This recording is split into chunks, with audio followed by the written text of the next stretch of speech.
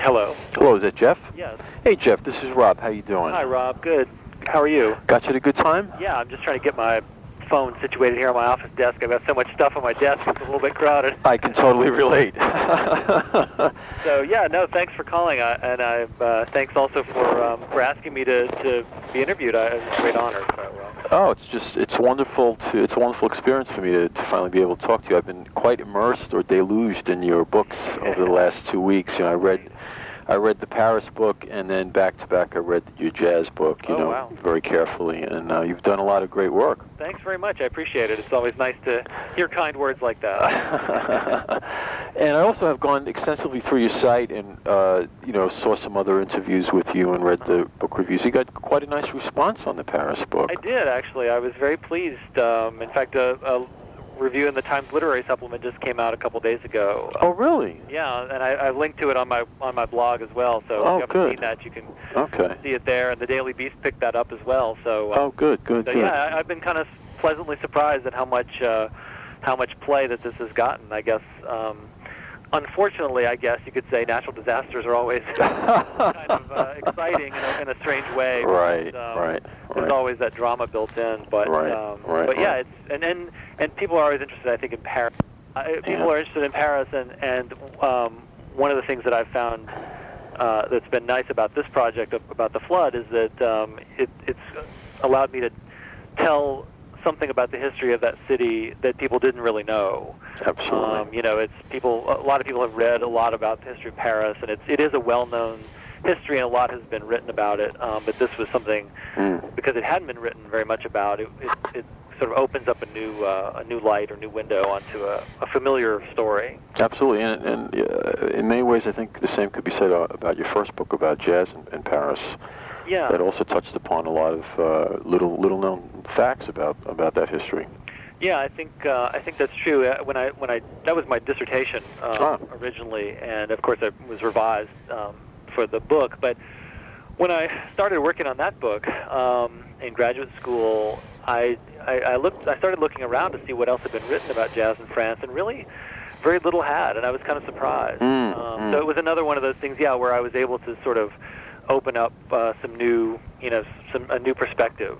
Absolutely. On something that I think people had known a lot about Josephine Baker, or maybe particular specific musicians, or certain aspects of the jazz story, but there hadn't been a lot that had kind of pulled it all together into one narrative. So that's what I was trying to do with that. Yeah, I also want to touch upon that book as well. I have some questions about that book towards the end. Jeff, some of these are not actually questions. They're statements or excerpts from your writing that I'm hoping you can react to or expand upon, okay? First thing I want to say is I feel as if there are two principal heroes in this account. One is Louis Lepin, who served as the prefect of police. The other is the average citizen of Paris, which with his system of débrouillard, or as it's commonly known, Système D. Right. And I thought it was wonderful to finally read an account of Système D in an English language book on Paris. I lived in Paris for 12 years, and I constantly heard references to Système D. I suppose that the prime example of Système D in your book would be the wooden walkways, or you pronounce it passerelle? Passerelle that were constructed throughout the city to allow people to get about. I believe you said this was copied from the Venetians.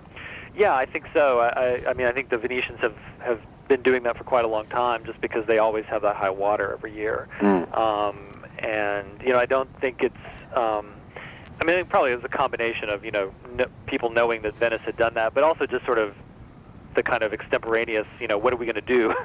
We need to get around the neighborhood, and we got some planks, and let's put them together. And so that's why I think that's why I talked about it as kind of a prime example of Système D. And it's funny that you say that it was nice to finally read a description of that in English, because when I went sort of looking, I mean, I knew what Système D was and talked to people about it and had heard about it, but when I went looking just to kind of maybe put a footnote or to cite something else about Système D, I couldn't find anything in print. That it's one of those things I think people know about but don't really write about.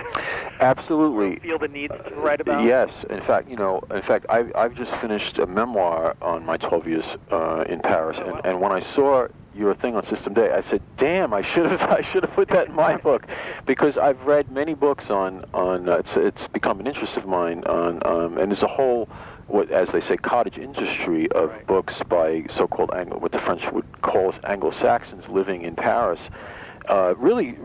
Beginning, I mean, it's probably gone back all the way, but there's quite a lot beginning in the 19th century through the 20th century, and I've never seen any reference to System Day, and so it really popped out of your book, you know. Yeah. In fact, regarding that, you know, I looked in my Oxford French Larousse, and the Larousse defines débrouillard as to sort out, to disentangle, and to manage.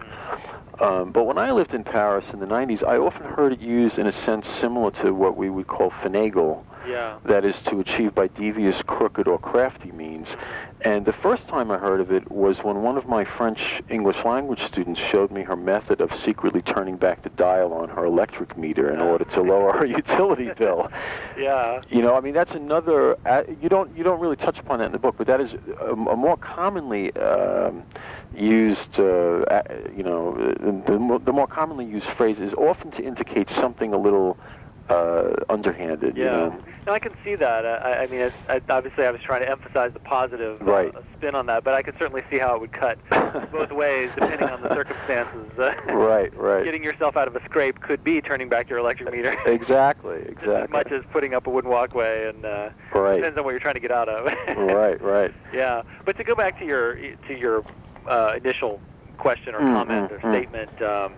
I think you know, you're right that I try to talk about both sides of that story. You know, I try to focus on leadership and people who were in charge, and Louis Lépine is of course the one who really sort of pops out because the police oversaw so much of the city, you know, as I talk about, even beyond what we think about as just crime and punishment sort of stuff, but all the kind of management of the urban space.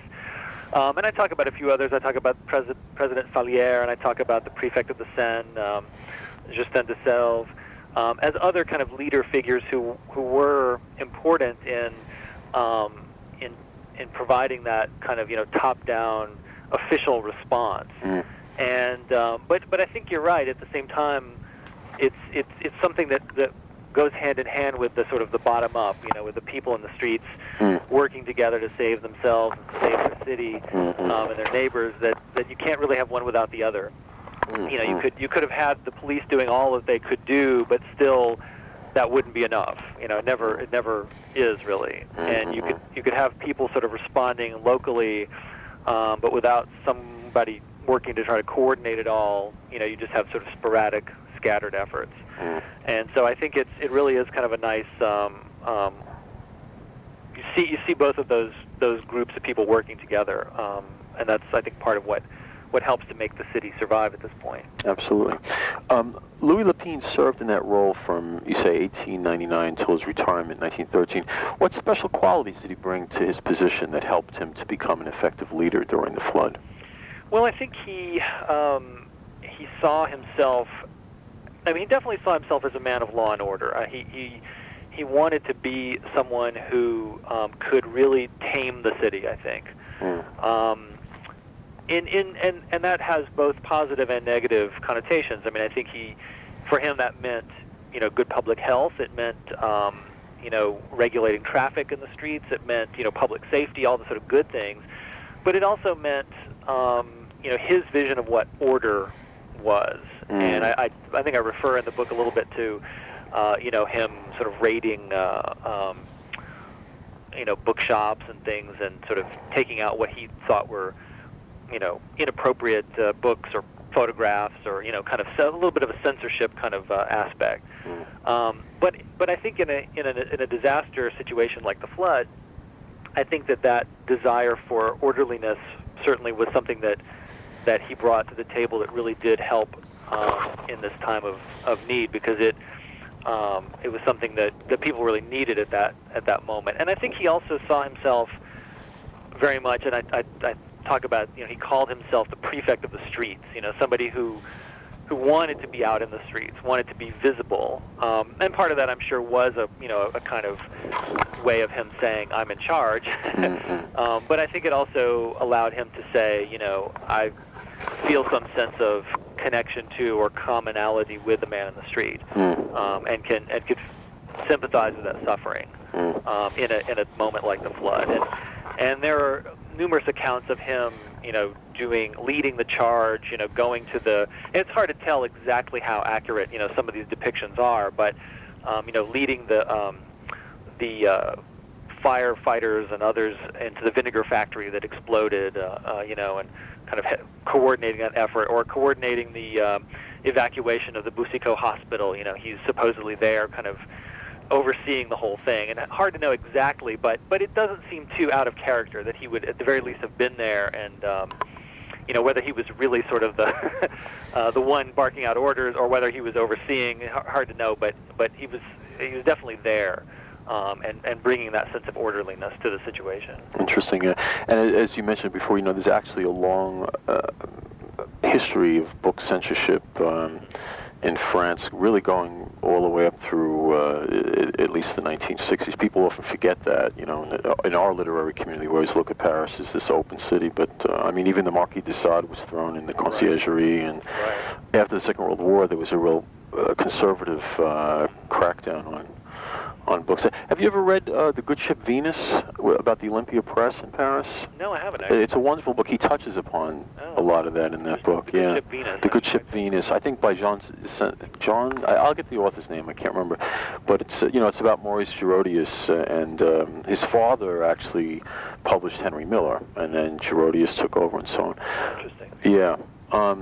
Apparently, the French allowed him to do that because the books were in English. Right. And so, he published like Naked Lunch, and he was the first publisher of Nabokov's Lolita. Right. But they weren't concerned because it was in English language. Right, less threatening. Yes, and while at the same time they were censoring French books. Right. What's your estimate of the number of homeless in Paris during this crisis? I think you said about 200,000? I think so. I don't have it right in front of me, but I think it was something. There was something like, I know there were at least like 50,000 people who were put into hospitals. Right. Something like 20,000 households. I think, depending on how you count, people versus households. Always hard to come up with an exact number. And many of these were recent arrivals from outside of the city as well, I believe, right? Some of them would have been. A lot of them would also have been people in the immediate suburban towns just outside of the city, which were very much a part of the city's life itself.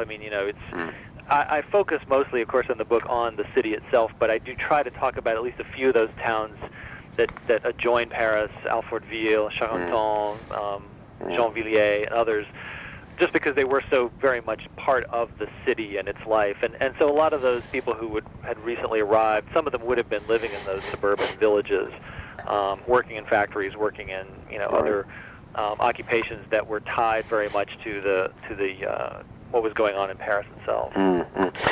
Perhaps the unsung hero of your account is Eugène Belgrand, Baron Haussmann's chief of water services, who originally proposed raising the height of the quay walls to prevent flooding, but the engineers refused to do so because of aesthetic reasons. Perhaps you could speak a bit about Haussmann and Belgrand, their role in designing modern Paris, and in particular the creation of the hydrometric service. I thought that was a fascinating footnote. Yeah, I think that they are very much part of the story. Of course, they predate the flood itself, but you can't really talk about Paris at this moment without at least having them kind of standing, right there in the background, because I think one of the things that I tried to emphasize was that when Haussmann and Belgrand both worked to renovate the city in the 1850s and the 1860s and really modernize it, that part of what they do is not only do they make it beautiful, they make it modern, they make it, they widen the streets, they redo the sewers, and all these things that make Paris cleaner, newer, brighter. But I think what that also does is that it kind of reinforced that idea that was very much a kind of 19th century idea that we can control our environment, we can shape the city to our own human needs, that we really are in charge of nature and of our surroundings. Because I think that was really sort of Haussmann's one of his sort of operating principles. It was that kind of that belief in technology and engineering, and I think you see that as well in the hydrometric service and in the water, because part of what Belgrand was trying to do was to study the river, to understand how it worked, so that he could figure out how to engineer it better, or engineer the sewers, engineer the water system to prevent flooding, or to manage that water for the better use of people living there. So I think that Haussmann and Belgrand both were part of that kind of 19th century belief in the power of technology. And on the one hand, it served them very well and served the city very well. In 1910, it didn't quite match up to what they had hoped. And I think that's one of the great ironies of the story that I thought was particularly interesting, that really fascinated me as I was working on this, was to see that kind of unending belief in science and technology kind of have that moment of crisis, where people really were like, does it really work the way that we've always been taught? It does, especially when I had those descriptions from the British journalist Gerald, his descriptions of, Paris, will Paris die? Is this the death of Paris? Is this the end? This whole kind of end of the world scenario. Right. It was such a shock to read those kinds of words, where somebody was actually sort of musing openly about whether this might in fact be the end of civilization in this place. That was actually something I wanted to touch on. I have noted here, you write, the growing mountains of garbage, collapsed sidewalks, clogged sewers, and dislodged paving stones transported the city backward in time to the era before Haussmann's renovations. It's incredible to imagine that Paris, which we conceive of as a kind of eternal city, one that even survived quite intact after the last two world wars, might be so vulnerable to a natural disaster, especially one in which the water came largely from beneath the ground and through the city's own infrastructure rather than over the embankments of the Seine. Yeah. The image you paint of concierges pulling the drain plugs in the basements of buildings throughout the city only to incur worse flooding is quite striking. Yeah, I thought that was really interesting too when I found out about that, because I think that's another perfect example of people sort of putting their faith in the engineering in the sewer system to do its work, and then it actually backfiring. That's again that irony. I think it worked, and I think you're right that that's one of the things that the idea that Paris could be this vulnerable is really something that drew me to this project, and I think is probably another reason why a lot of people have found the book to be sort of striking, and why it's gotten a number of reviews and things, because I think it is. We just don't think about that. San Francisco, New Orleans, places that are in high-risk zones. We think about those kinds of cities, or Venice, which is slowly sinking. But Paris seems to be, like you say, we have this image of it as this eternal city, even though, of course, it's evolved, over the years. It's never really been eternal. It's always been changing. But we have that idea of it somehow as being, being eternal. And for it to be vulnerable and to see it in this moment of vulnerability, both through the descriptions and also through the amazing photographs, where you see the streets ripped up and you see the water everywhere. I think it really is sort of shocking because it's so unexpected. And I think it certainly was that way, too, for people at the time. I think that was another reason, why this was such a powerful moment for people. They really didn't expect, especially with the city having been rebuilt and having the sewers expanded and modernized, that they really didn't expect that sort of thing to happen. You say that the flood challenged many of the era's most basic assumptions about the inevitable force of progress. Railroads, telegraphs, steam engines, electricity, sewers, and hundreds more inventions had promised a better life. In 1 week, the flood made that promise seem false, and their faith in an ever brighter future seemed so fragile. The French in general have long been known to resist change. I wonder if this only furthered their fear of the new, this event. Well, it's interesting. I think it sort of cuts both ways, because for all of the French interest in the past and resisting change, as you say, there have also been moments when they have been they've not only embraced it, but have also been sort of at the forefront of it. I think some of that engineering stuff is part of that, and that's also why I start with that image of the in the first chapter of the 1900 World's Fair, because that was one of those moments when the whole purpose of these World's Fairs or expositions was to celebrate the new, the modern, the newest, latest, coolest invention, and to think about how that might make your life better. And so I think this could be one of those moments that's both a kind of forward-looking and backward-looking moment. Where people say, some people said, I think, look at what technology has brought. It's destroyed our city. These sewers that were supposed to keep us safe have in fact just made things worse. The subway, all these things, this new stuff has made our life worse. And yeah, maybe we should go back. But I think other people said, okay, yes, the city's been destroyed, but we can rebuild it. We can continue to look forward. We have the power to now take it and renew it and continue it even further. And I think I even say in the book somewhere that for a lot of people, this was not the end of the sort of Haussmann's dream of modernizing the city. It just provided them with another opportunity to move that project forward. And so I guess it depends on sort of, who was looking at the scene, who was talking about sort of their response to this event. For some people, I think you're right. I think it would be a kind of confirmation of how we've deviated too far from the old ways. But for other people, just a kind of blip on the radar screen of that inevitable progress. And I think that's why when they form a commission to study the flood, and they write this enormous tome, this huge book that has all of the sort of their study of what happened and what went wrong. Even with all the discussion of what went wrong, much of the book is about how we will fix it for the next time. It's very much a kind of engineering document about the blueprint for making the city, or rebuilding the city and getting back to where we were, getting back on track. Yeah, it's funny you mentioned the World's Fair. I just finished reading Eiffel's Tower. Yeah, I haven't had a chance to read that yet. Yeah, somewhere in the subtitle something about Buffalo Bill and Annie Oakley and so on and so forth. And I thought this is a typical example of what you're talking about, because I find in France there is a general collective resistance to change. Yet on the other hand, change often comes, as you know, from a single individual who's resisted at the beginning, but finally must be embraced, because there is also in France a respect for culture, and if one respects culture, one must embrace change, because change only comes that route.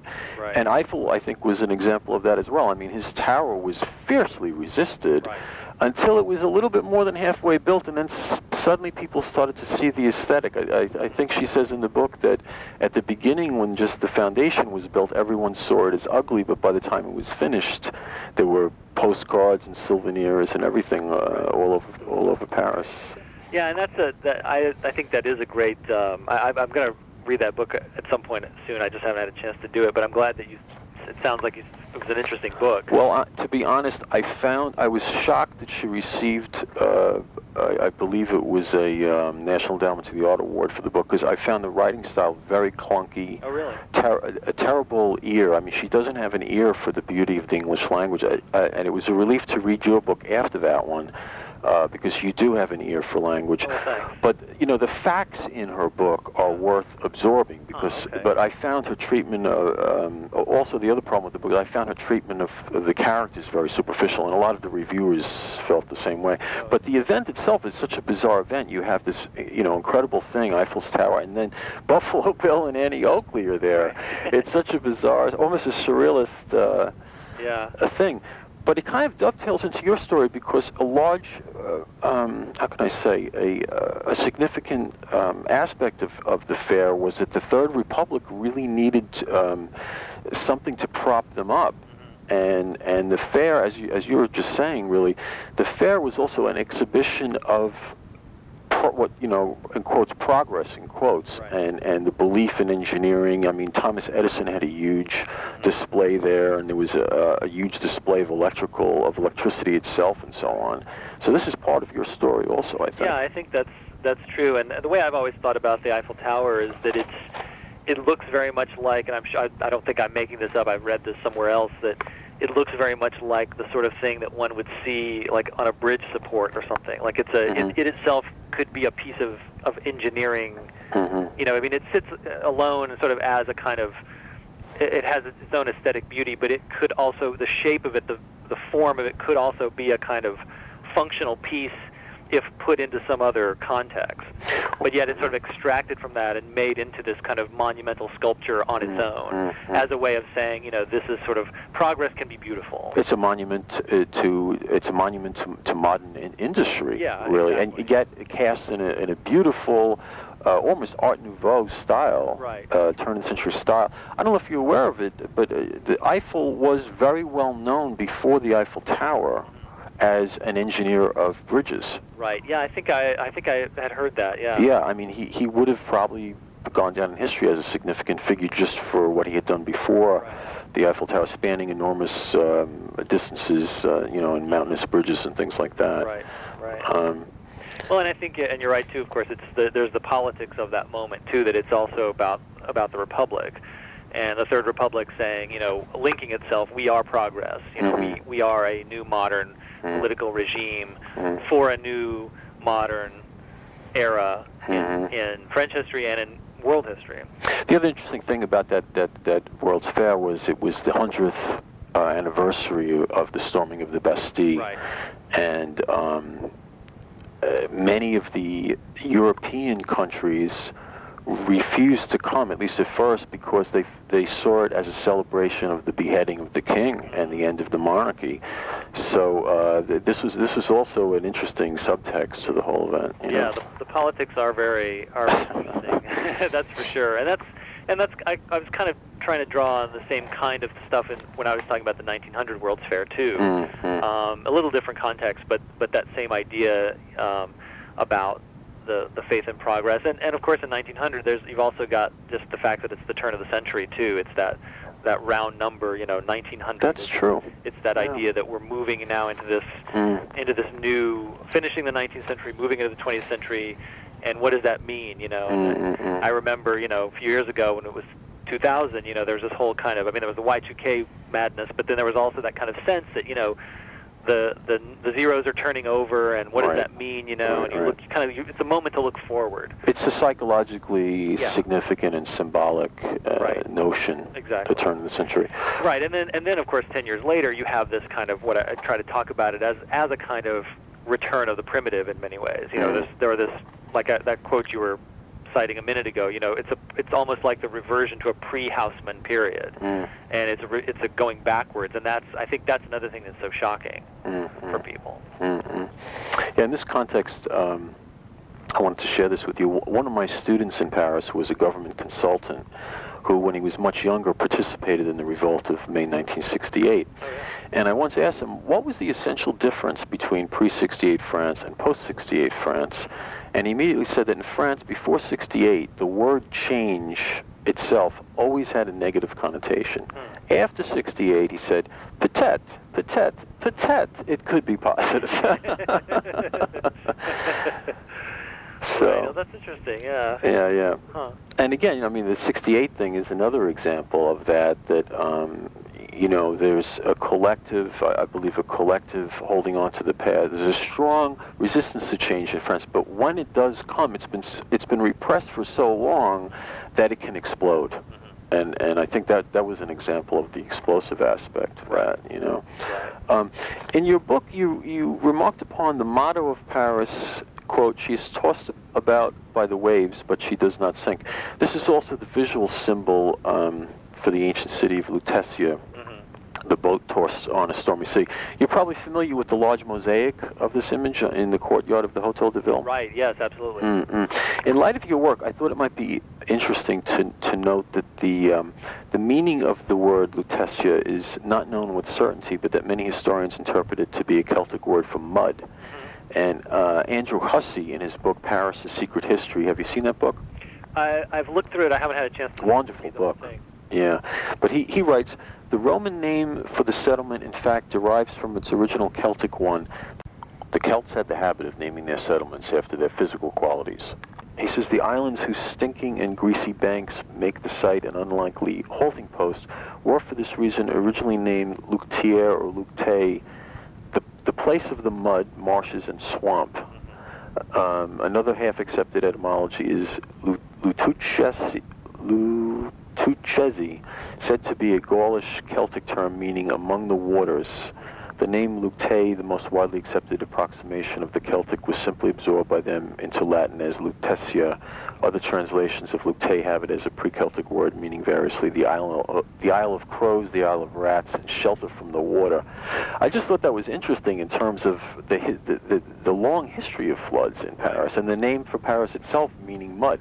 Yeah. I tried to evoke a little bit of that in that first chapter because I think that it is something that, and I didn't really go back and do extensive research into the many floods that have happened in Paris. I did a little bit, of course, to build the context, but I think that could be a whole other book, writing about the history of floods in Paris, and it's also very much about the city's relationship to the river. I mean, I think that's something that, in many ways, I kind of feel like now is sort of, people don't think about that as much. I mean, you go walk by the Seine and it's beautiful and it's picturesque, but there is a way in which the Seine is kind of, I mean, it's part of the city, but there are so many other parts of the city that when one goes today, you may have a little picnic by the river or spend some time walking by it, but you want to see all the other things.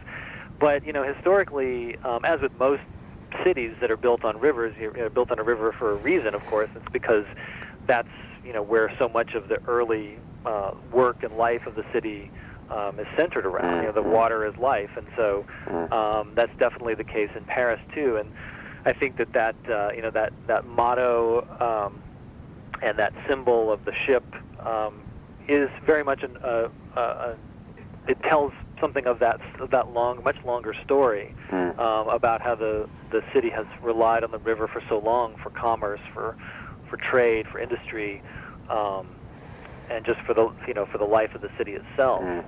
Another one of those ironies then, that when the river floods, it brings so much destruction and so much devastation. So I think it's that kind of, it's the sort of the double-edged sword of the river. It's a mixed metaphor, but it's certainly the idea that the river brings life, but the river also is a threat too at times. And just in that brief section at the beginning of the book where I talk about some of the other floods, I mean, you can at least get a sense of some of the moments in the city's history when the river really did wreak havoc as well. And of course, that was also different because the city was so different in those earlier moments. It wasn't there was no electricity, or there were no gas lines, or there were no all the modern infrastructure wasn't there in 1568. When the worst flood, the one that was higher than 1910 flood. So it would have had a very different effect. But you at least get a feel for the fact that there's always been this kind of lurking. The river is always there, kind of in the background.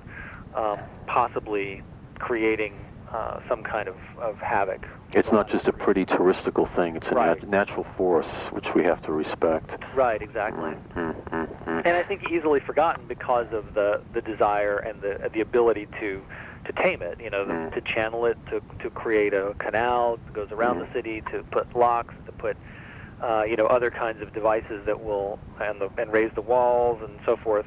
Do you have any idea when the actual quays were built? I mean, you look at Ile Saint-Louis and Ile de la Cité, and you see that they're standing on top of these beautifully sculpted stone walls. When were those walls actually constructed? Do you have any idea? I think I mentioned just a little bit in that very early section of I forget which one I talk about.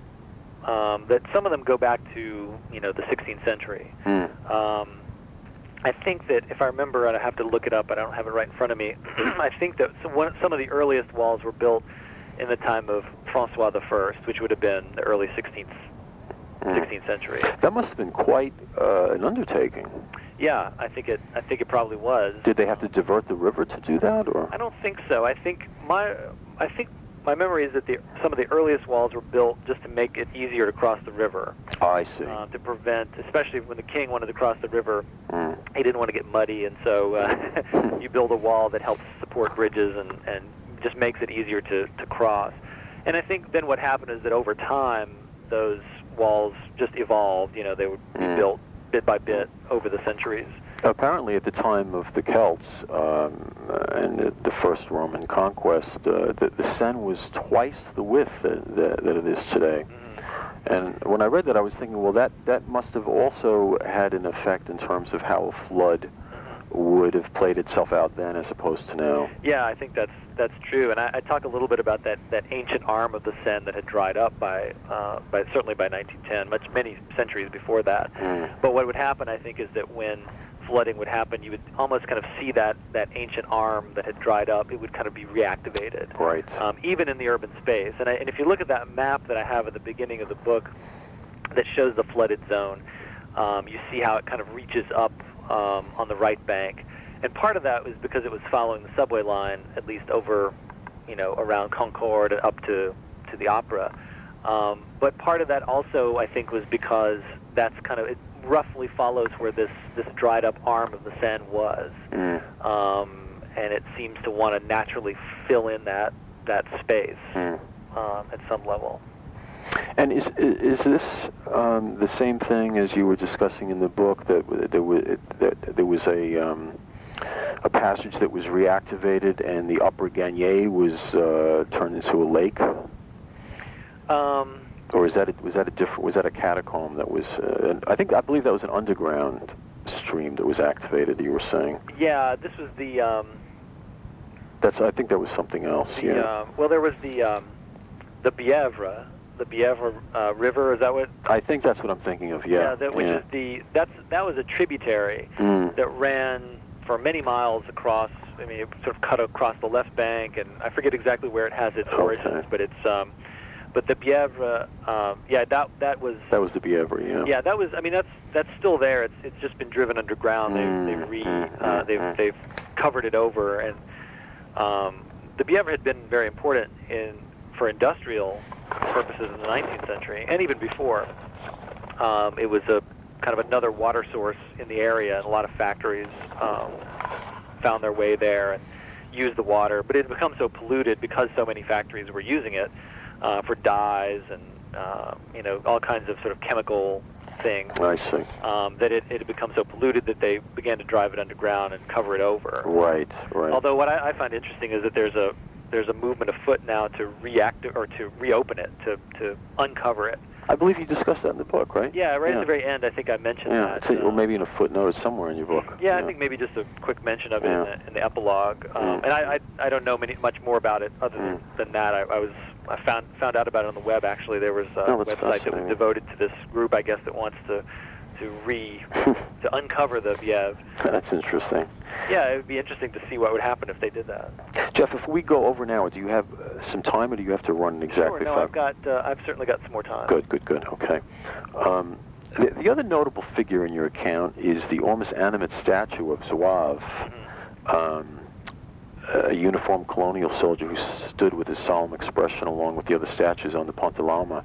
When I lived in Paris, there were many times that I passed Zouave, often accompanied by a Parisian, who might point to the high water mark of 1910 near Zouave's neck. But other than that, I never heard anyone discuss the flood in any depth. Yeah. You say that, quote, the story of the 1910 flood is largely forgotten. It is oddly absent from the written history of the city. Somehow Parisians have erased much of this moment from their past. Why did that happen? Was it the following of the fact that World War I happened just a few years later that eclipsed this big event? It's a question that I've kind of struggled with in many ways and thought a lot about in working on this project, because people often ask me, why haven't I heard of this before? And I think there are probably a number of reasons why that I've been able to sort of think about, and I think part of it is timing. I think that with the war that comes only 4 years later, I think when people look back to that moment at the turn of the century, and years, 1910 becomes part of the pre-war era. When we think back and sort of when we create a kind of historical periodization, we talk about that as the run-up to the war and all the things that are happening that are related to what we now know, looking backwards, will be the outbreak of war. And so I think that that when people think about the big cataclysm of that moment, it's not flood, but it's war. And then, if you think about the sort of the anniversary dates of the flood, the 5th anniversary would have been in the middle of the war. The 10th anniversary of 1920 would be just after the war. People are rebuilding. They've got other things on their mind. 1930, it's the beginning of the Depression. 1940, there's another war. So even if you think about commemorating this flood, there were a lot of other events that were sort of pushing this down and out of people's active memory. I think another reason, though, too, is the fact that the city is rebuilt so thoroughly. It's hard to know exactly how long it took, but I'd say within a year or so, the city was back to normal. There might have been a few things took a while to redo, but within several months or up to a year, things were back to normal. So there weren't really those visible markers of that you could look at, a pile of debris or some destroyed building. All those things were gone, and without any physical reminder, I think it also easily passed away into people's into memory. And I think it's also the kind of thing people want to forget. In some ways, it's not something that's not a happy memory. It's not a happy memory. Yeah, I mean, it goes back to what we were saying before about how it challenges people's assumptions about their ability to control their environment and control their own destiny. And I think it's easier to remember wars and things like that than it is natural disasters. I mean, obviously there are some very important natural disasters that do get remembered, even of that same era, the San Francisco earthquake of 1906. There are other disasters that for various reasons have been remembered.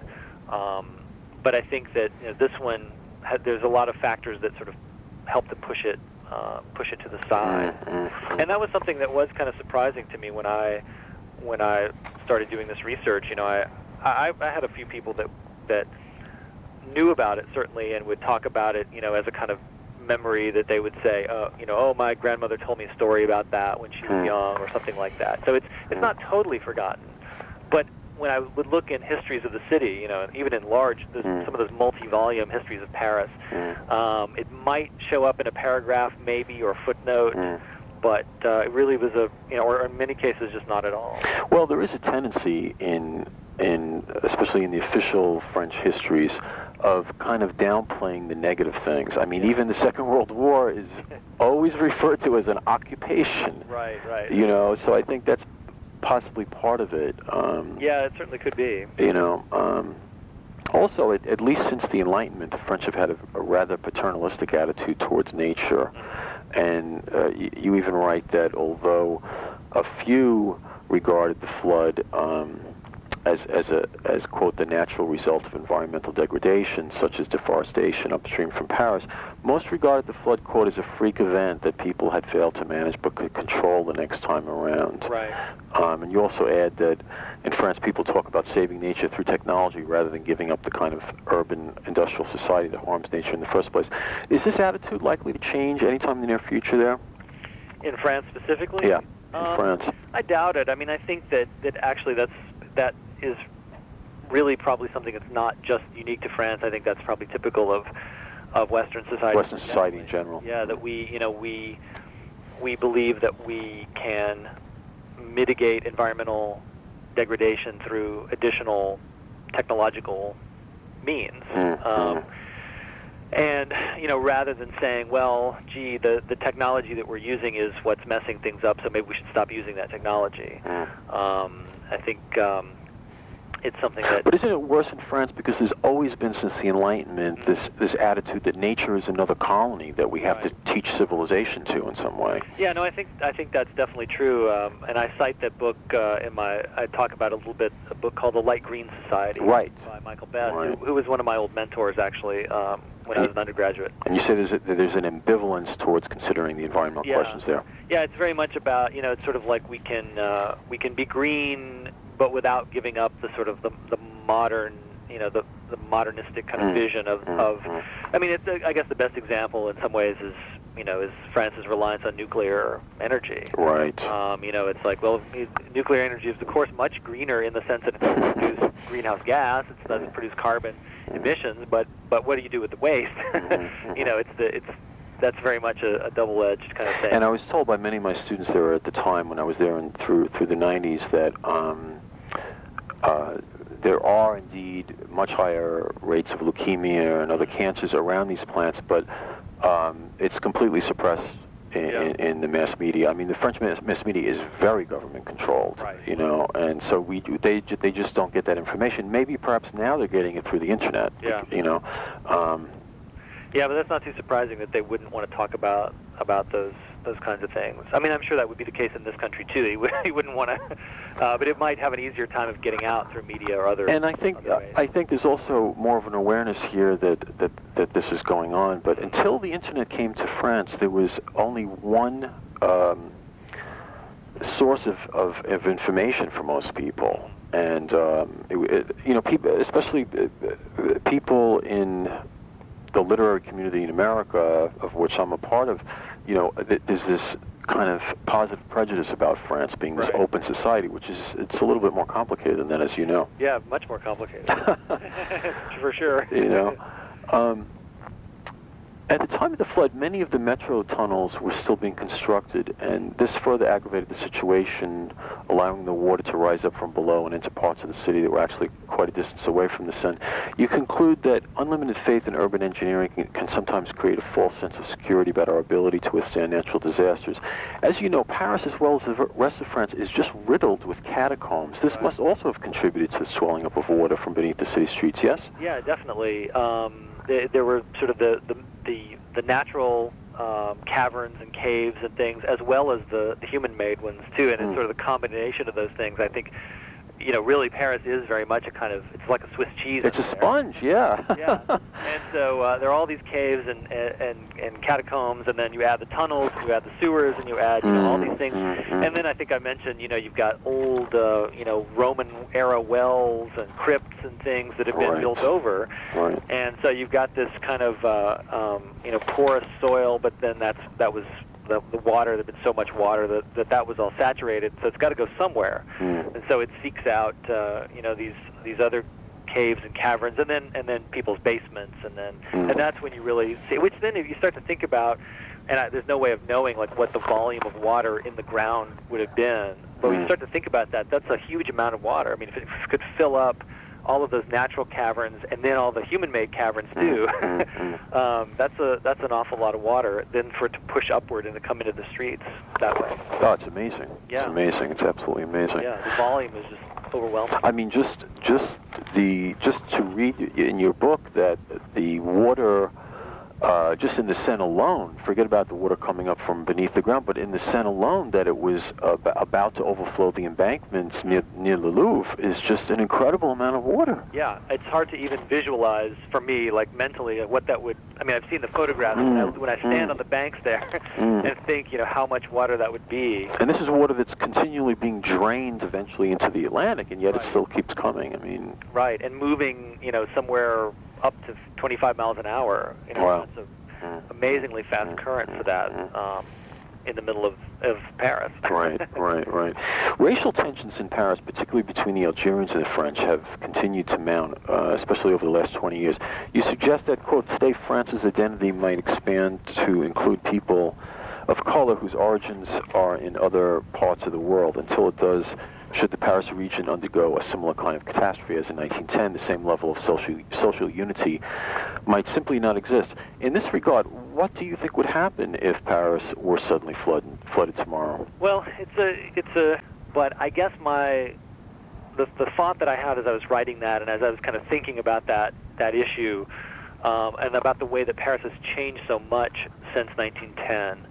And the demographics and the politics and especially the politics of race and of the suburbs, the fear would be and again, this is only speculation, but the fear would be that what might happen would be that a lot of people out in those suburban towns where people of Algerian descent or African or other, from other parts of the world who are not as fully incorporated into many people's understanding of France or of the identity of France or the identity of the city of Paris itself, that they might potentially be left to fend for themselves.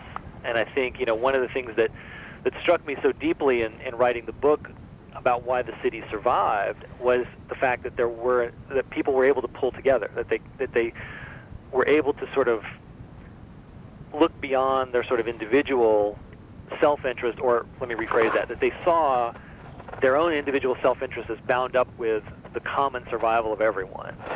And but to me that only makes sense if you understand yourself and your neighbor and everyone around you as part of a common community that you want to save, that you identify yourself as a Parisian and this other guy over here is a Parisian and we're working together to save ourselves as Parisians and as residents of this place. And that's why I wonder whether that same kind of sense of connection, of the social bonds, would they extend out to the people in I can't think of the name of the North African communities. Yeah, so I've forgotten one of the suburban towns. I'm trying. Le Banlieue. Yeah. I'm thinking of one in particular up to the north, but anyway, you know what I'm talking about. All of those suburban areas. Right. Would that sense of common cause, would it extend to those people there today? And I don't know. I mean, maybe it would. Maybe the government would step in. Maybe, who knows? That's why I say it's only speculation. But it just seems to me that if you think about the way that the social ties were so strong in 1910 Paris, including across class lines, because clearly there were many divisions in Paris. There were many ways in which Parisians were divided against one another in Paris in 1910. Class, neighborhood, religion, politics. There were a lot of ways in which people could have easily fractured and pulled apart, and instead they pulled together. Could that happen today in the same way? Hard to know. I hope we never find out. That's probably the best answer. Yeah. But I just, in thinking about that, that was kind of what was in the back of my mind, because there is so much tension there, and there are so many ways in which I know that people who live in those suburban banlieue areas feel so detached from Paris, and so feel so excluded from much of French society and Parisian society that I just wondered what might happen along those lines. I thought you made that point very well in the book, actually, and as well as tying that point into other disasters around the world, why that's such an important thing. And I thought it was very well balanced the way you did that. Yeah. Paris has always been a city with a sharply divided citizenry. You wrote that what the flood provided was a moment in which Parisians who were normally divided by class and politics could act out a different kind of relationship. The solidarity they created out of necessity during the flood would again prove useful during World War I. And you go on to talk about the flood also served as a kind of dress rehearsal for the war. It gave the Red Cross administrators additional experience in coordinating relief efforts. I thought that was a very interesting insight that probably no one's made that connection before. Well, thanks. Yeah, no, it was something that kind of occurred to me as I was thinking about the way that people acted during the flood, and how how that especially when you look at because I was looking at pictures of Paris during the war, photographs, and I mentioned this in the book too, and how similar they are in some ways to photographs of Paris during the flood. And I was thinking about what are those connections and what are those links, and the way in which that flood experience could very easily have been a kind of moment that allowed people then to do it again just a few years later, to do all the things that they had done, find ways to work together communally, find ways to save their city. Very good. Let me just put it on a new tape. This one's getting near the end here. Yeah, you were just speaking about the documents, the photographs. I understand that your wife, Ellen Dougherty, who's an art historian, helped you to realize that the photographs of the flood, which were plentiful, were in fact primary documents and should be utilized as such. Of all the images you studied, which was the most evocative? To me, and you could also respond to the thing about your wife, maybe. Okay. Yeah. You definitely. I'm merging two different things there. Yeah, no. She deserves a great deal of credit because I mean, you know, as a historian, I've always known that photographs make great documents, and I've tried to teach my students about that and so forth. But for some reason, early on when I was working on this, and I sort of initially that's all I had before I really got into the archival stuff, and I couldn't quite figure out how to use them. I knew I could use them somehow, but I wasn't quite sure how to use them. And so she was the one who was, you know, and because she's trained to look at visual sources and to read them and to sort of think critically about them, and she was the one who really said, you know, well, look at what they're telling you. You know, look at what's going on in these pictures, and look at, you know, what's the story that's emerging out of these pictures. So she just really kind of helped me to clarify and to kind of push me along those lines, and to just kind of give some of her insights that helped me to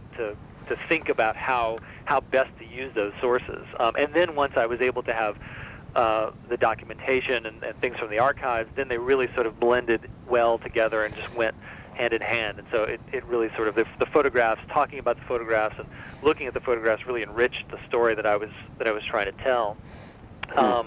And for me, the one image that has always kind of stood out is the let me see if I can find my copy of the book here. I think it's the one, I want to say it's the beginning of chapter 6. No, it must be chapter 5. No.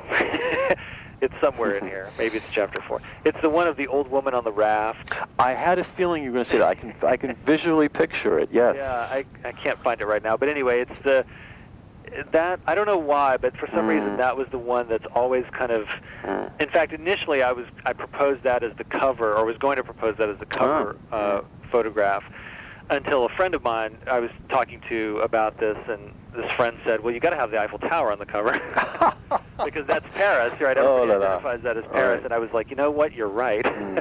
So maybe it's in the middle of one of these chapters. Anyway. No, I know exactly which picture you're talking about. It's the old woman on the raft, sort of hunkered down. And is it like a policeman or a fellow an older man on the raft with a long pole? Yeah, and he's pushing it along. And, that's a classic image. Yeah, and I don't know why, but that image just really has sort of, for me, always kind of that's the one that stands out.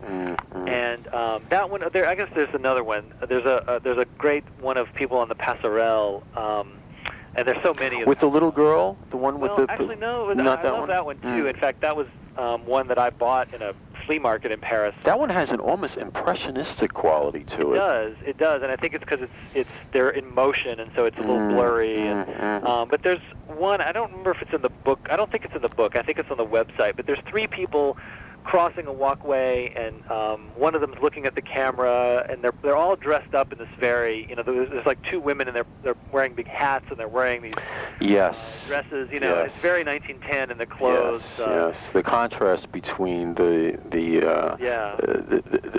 upper class accoutrements and the mud and the water. Yeah, is exactly. that it? Yeah. Those 2 images have always kind of stuck out at me, and I think it's because it's, you know, they're very human. Very much about the human experience. You know, I mean, it's fascinating to see the pictures of destroyed buildings or streets. It's interesting to see the destruction on the urban landscape. But it's also, for me, I think it was much more interesting to think about this as a human story, and the pictures that show people.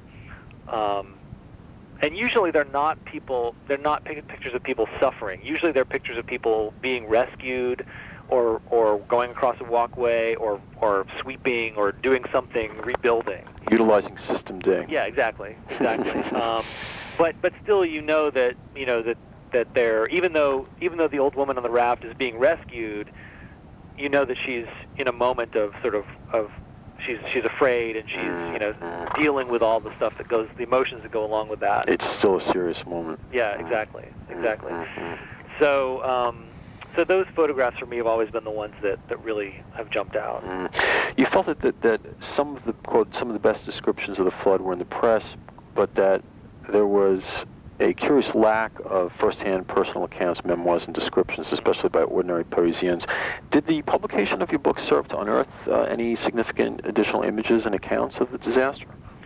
Not that I know of so far. I mean, it's possible that something might come up, but I haven't heard of anything at this point. There are some others, I'm sure, that I didn't find. I tried to look as thoroughly as I could. There was I don't know if you saw there was a museum exhibit in Paris a few months ago. That was at Hôtel de Ville, oui? It was actually it was near Hôtel de Ville. There was one at Hôtel de Ville with the boats. Okay. But there was another one which is very near Hôtel de Ville. It's right across from the Carnavalet, the Musée Carnavalet.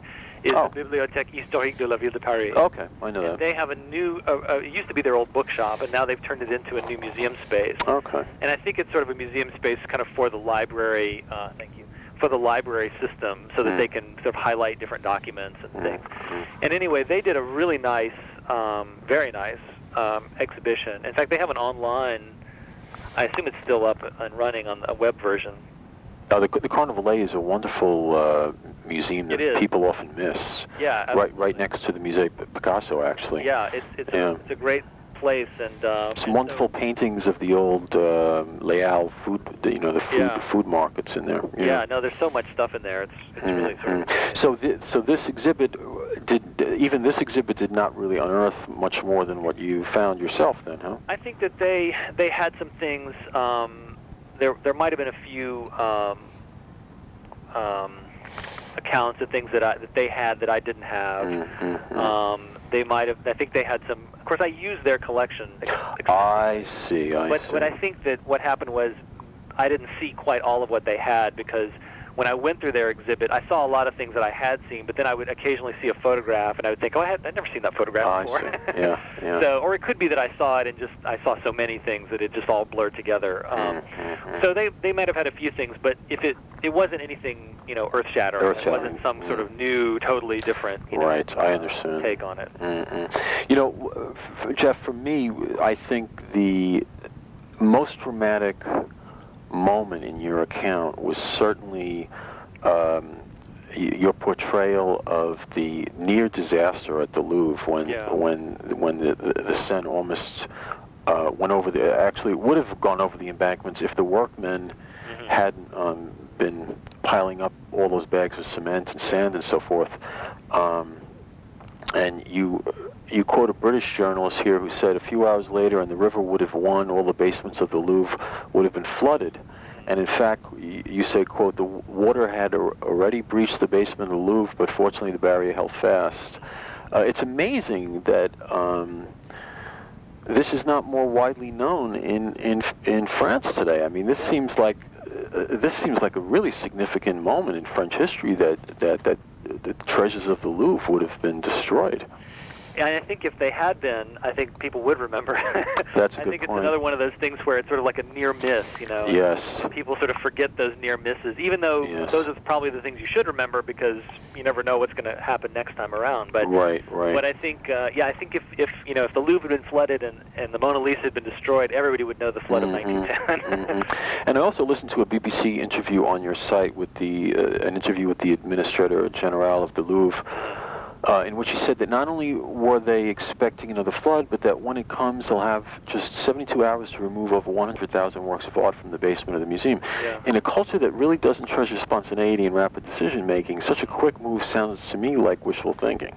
Yeah, I think, again, I hope we never have to find out what happens, but, I think what they've tried to do, I mean, there is a flood plan in place. The police have a flood plan, and that plan is at least in part based on the experience of 1910. It's kind of the touchstone for what, for their thinking about what they would do today. There's a movie, I don't know if you've seen this movie, I think there's an English version, but I've only seen the French version, and the French version is called Paris 2011, La Grande Inondation. And there was an English version that was, for some reason, that was called Paris 2010. I don't know why they added a year for the French version or took a year off for the English version. But it was a movie that was done. It was sort of it's a docu-fiction. It's a fictional documentary about the city that has just lived through a flood, and then they sort of make this mock documentary about how we just lived through the flood and what happened. And they use this. They use the Paris police, the police flood emergency plan, kind of as the basis for the film. And it's kind of an imaginative, what would happen if this happened again. And it's interesting because that film is very, it has all the drama and it has all the, everything floods and everything goes wrong. But the way they depict what happens at this moment of crisis is that everything's smoothly, the museums pack up all their artwork, so they actually show it in the film. The Orsay, people are in there packing away, and they go through this whole thing, and of course it's a happy ending. The city survives and everything's fine. And I've always interpreted this film, which I think was actually produced by the same people who did March of the Penguins. I've always interpreted this film as a sort of a kind of a way to say to people, don't worry, everything will be okay. We have a plan. We have an administrative structure in place. The French love administrative structures. We have experts. We have all these things that are sort of in place, and everybody knows what to do. But, that's the film version of it. The actual real-life version, that could certainly be another story. Absolutely. In fact, many of my French students, I used to teach English in Paris, and many of my French students would say, Robert, we are really individual, but in fact, my experience was that there was a real, how can I say, a real respect for authority, right? Which they're unconscious of. There's a really unconscious respect for authority and not sticking out and kind of blending in and having faith. It goes back to what we were saying before, having faith in this Cartesian, rational, logical approach, which doesn't account for acts of God. Right. But God doesn't exist since the Enlightenment, so that's the problem. Yeah, no, I think you're right. There is a kind of weird paradox in French culture of this very much this kind of individualism, but at the same time, what you said, that respect for authority, and also that there is a standard procedure for how things need to be done. There needs to be more questioning of authority there, I think. Yeah, and there were moments like '68 where authority clearly was questioned, but I think that sort of that deference to experts in particular is very much still there. And again, I think that Système D, de Brigade, it's wonderful that it exists, but often this kind of thing only is sparked by a crisis. It's not a natural tendency there to respect spontaneity. Spontaneity has to. They have to turn to another when they can't turn to anything else. Right.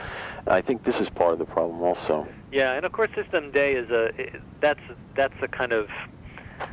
It's one of those sort of myths too, and I don't mean myth in the sense that it's false, but a myth in the sense that it's a story that they tell to make sense out of the world, right? Of course, we all have this ability, it's our natural French inborn ability to, get out of a crisis or whatever, that's why I know it's a bizarre sort of comparison, but the only thing in the American context that I could think of was that idea of Yankee ingenuity, that sort of, right, because that's a myth we tell ourselves too, a story, about how we're a resourceful people and so forth. And there's truth to that. I think there's truth to Système D too, but at the same time, it's a story that it's a way that we craft our identity, whether it be Yankee ingenuity or Système D or whatever. I think every culture has some kind of, similar sort of thing.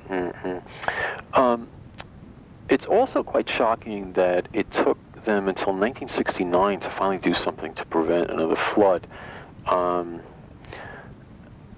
When I'm referring to the construction of the Grand Lac de Seine, perhaps you could just briefly describe what that system is.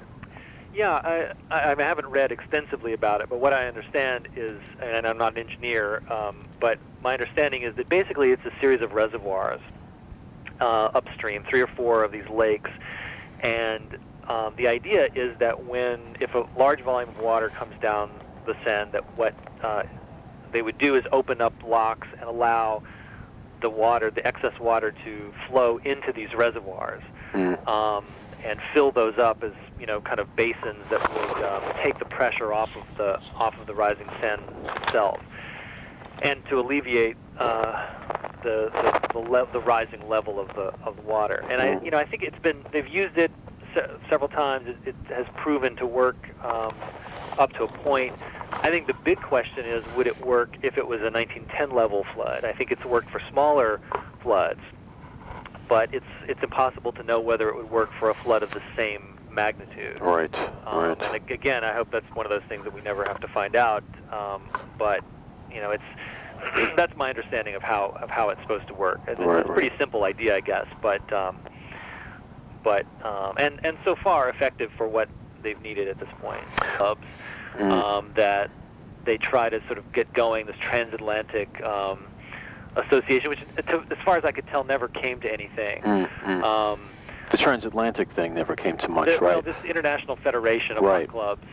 They talked about it. There was some discussion of it in the magazine Jazz Hot, and Marshall Stearns, who's a big jazz critic in this country, who founded the Institute for Jazz Studies.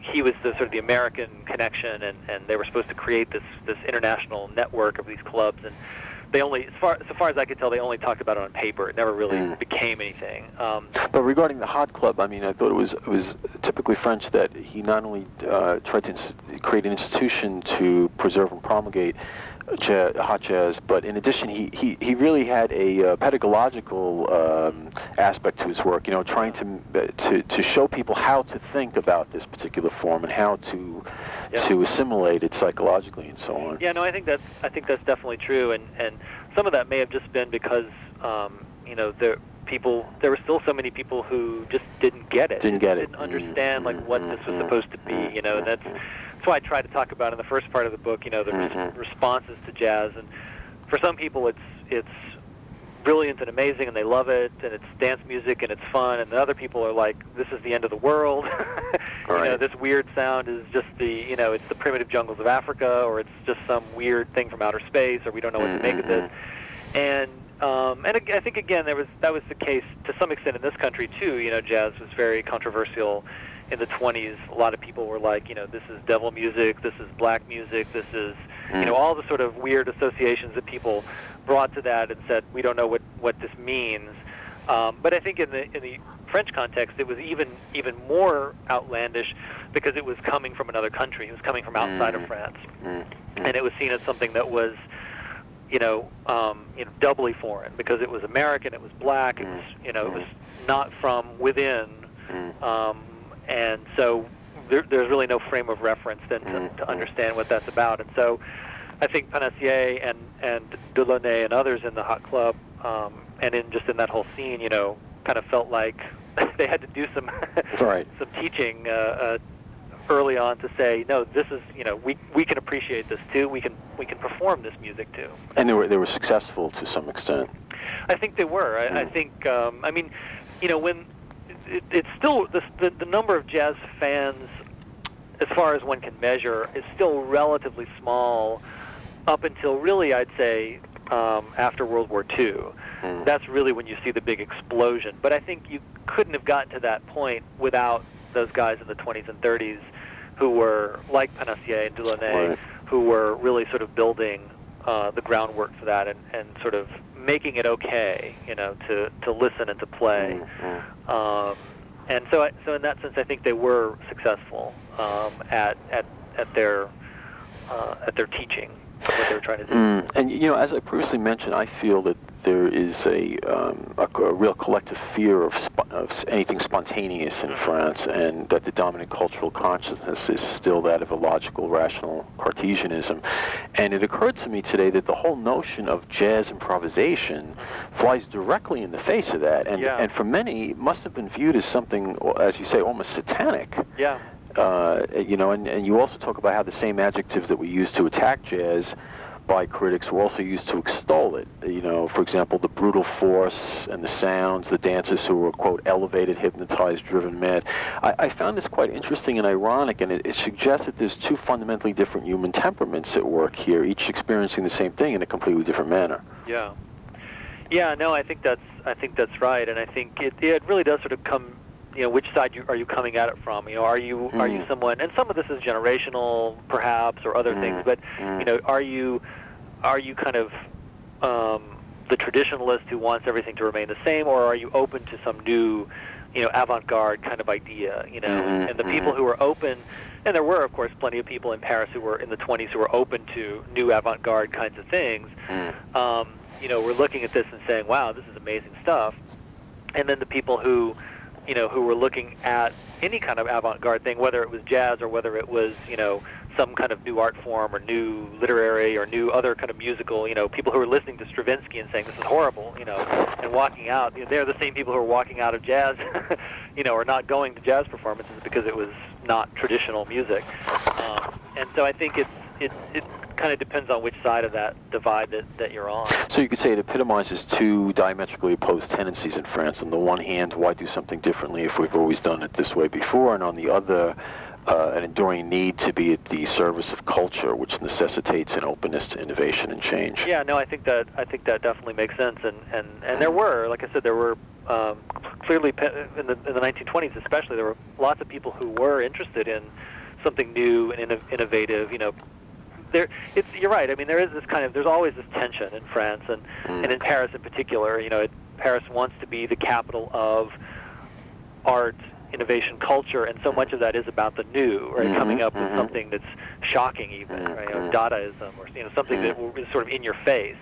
But then at the same time, there is that kind of deep-seated, desire to link back with tradition and see how this fits into the broader, deeper flow of tradition. And that may not necessarily be uniquely French. I think it's probably something that's a broader, you find expressions of that in other cultures as well, including in this country too. But it is something that you see very much kind of the duality there, the tension between those two things really comes to the fore in a place like Paris, because I think there were so many people who were doing and interested in doing shocking avant-garde things in the 20s, and so many people then who were at that same moment pushing back against that. So there's really kind of a culture war, I think, that's happening in the 20s in Paris, and I think that's why jazz becomes kind of a touchstone, because it's the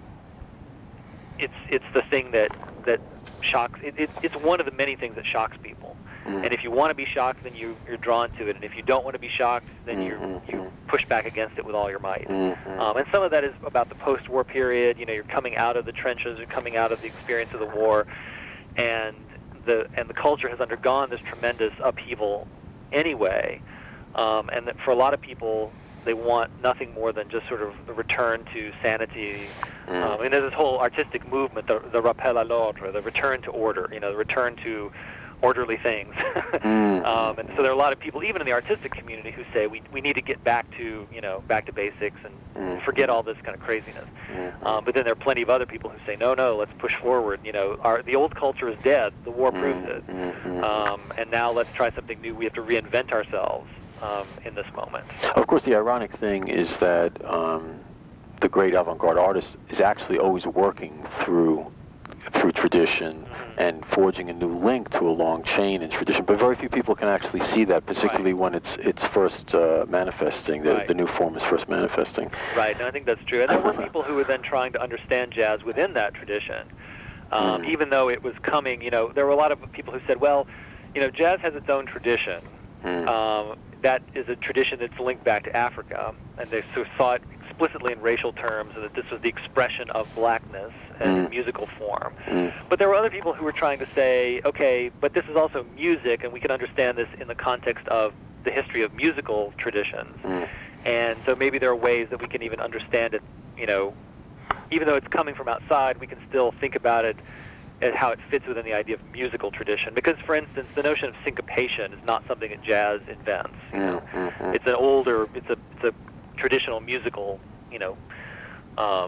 technique. And so, there were composers and other people who were trying to think about that and just connect jazz, this avant-garde form, into the deeper tradition, just like you were saying. And then after jazz gained greater acceptance in France, it became, you write, quote, a symbol for what it meant to be French in the interwar years. I thought that was interesting. Maybe you could expand on that.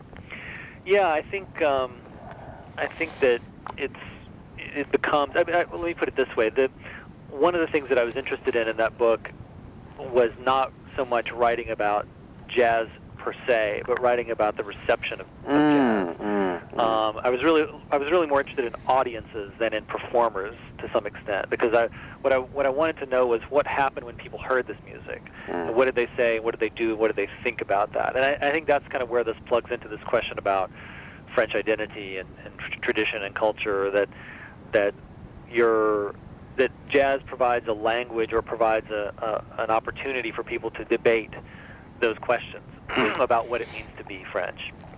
Can it be, is it French to accept an artistic musical form that comes from some other part of the world and to bring it into our tradition and have French musicians who perform it and play it as well as the people who created it?